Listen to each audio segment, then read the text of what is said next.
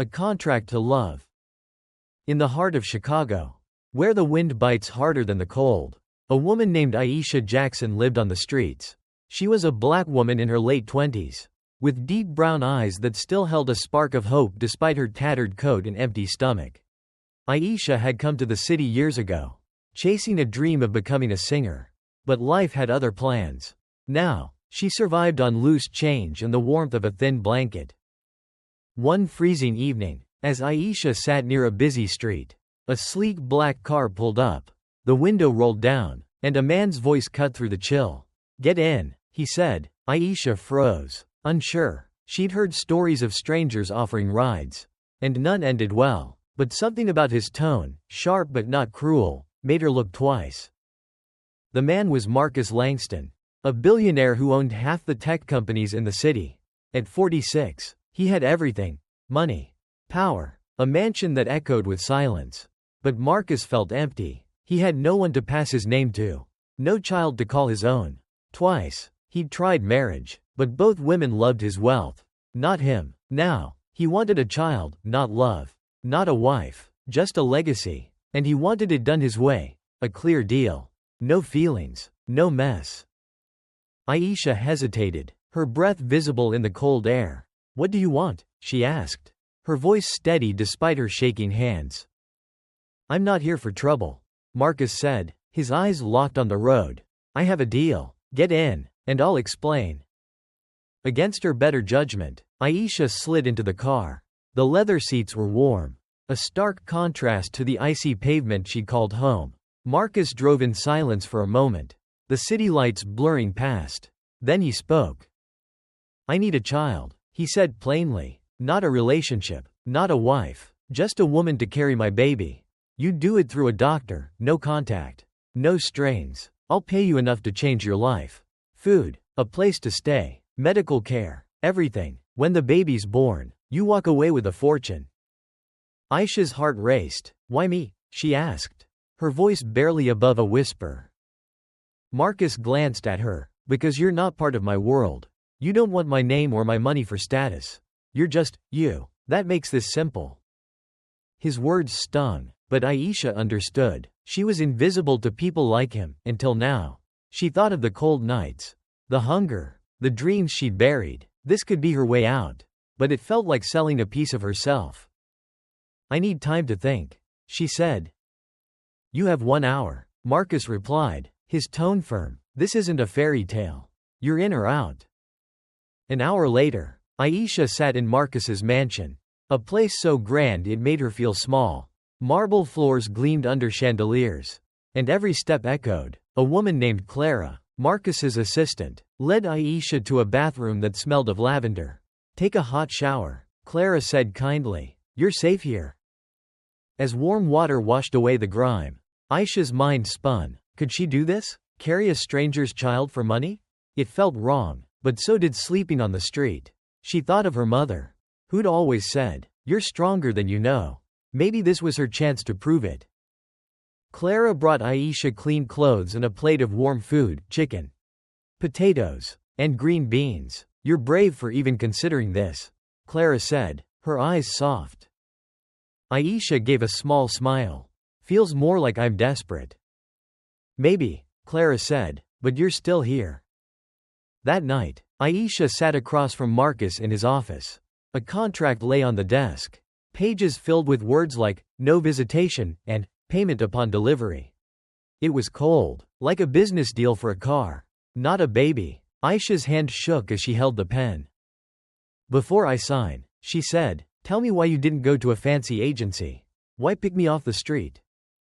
Marcus leaned back, his face hard to read. "Agencies are full of people who play games. They smile, but they want more than they say. You're different. You're honest." His answer wasn't warm, but it was real. Aisha signed the contract, her heart pounding. She was in. The next few weeks were a blur. Doctors came to the mansion, running tests and preparing Aisha for the procedure. Marcus paid for everything, but he kept his distance. He'd nod when they passed in the hall. But that was it. Aisha felt like a guest in a museum, surrounded by beauty but not belonging. One night, unable to sleep, Aisha wandered to the kitchen. The mansion was too quiet. Too big. She poured a glass of water. Then jumped when Marcus's voice broke the silence. Can't sleep? He stood in the doorway, wearing sweatpants and a t-shirt, holding a mug of coffee. He looked less like a billionaire and more like a regular guy. It's too quiet, Aisha admitted. Makes me feel out of place. Marcus nodded. I built this house for peace. But it feels empty. They sat at the kitchen counter, sipping their drinks. Aisha took a chance. What kind of dad do you want to be? Marcus froze, then shrugged. I don't know. I'll give them everything: good schools, a safe home, no chaos. Money doesn't stop chaos, Aisha said softly. Kids need more than that. Marcus looked away. Maybe I'll figure it out. The day of the procedure came. Aisha lay on a hospital bed in a private clinic, an IV in her arm. She stared at the ceiling, nervous. Marcus stood by the window, watching the city below. I didn't think you'd come, Aisha said. I didn't plan to, he replied, but this is a big deal. You're carrying my kid. I should be here. Aisha's chest tightened. Is that all this is to you? A deal? Marcus hesitated. I've spent my life building things that don't love me back. This might be different. His words hung in the air. A nurse walked in, breaking the moment. We're ready, Ms. Jackson. As they wheeled Aisha away, Marcus touched her arm. Good luck, he said quietly. Her heart raced, not from fear, but from the idea that this deal might mean more than either of them planned. After the procedure, Aisha stayed in the mansion, cared for like royalty. Clara brought her tea and books, and doctors checked on her weekly. But Marcus pulled back again, burying himself in work. Aisha felt alone, wondering if she'd imagined their late-night talk.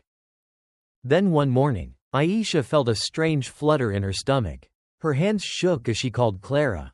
I need a test, she whispered. I think it worked. 2 hours later, a doctor confirmed it.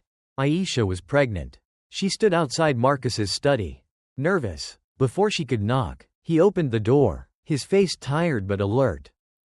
I was looking for you, he said. Aisha held up the test result. I'm pregnant.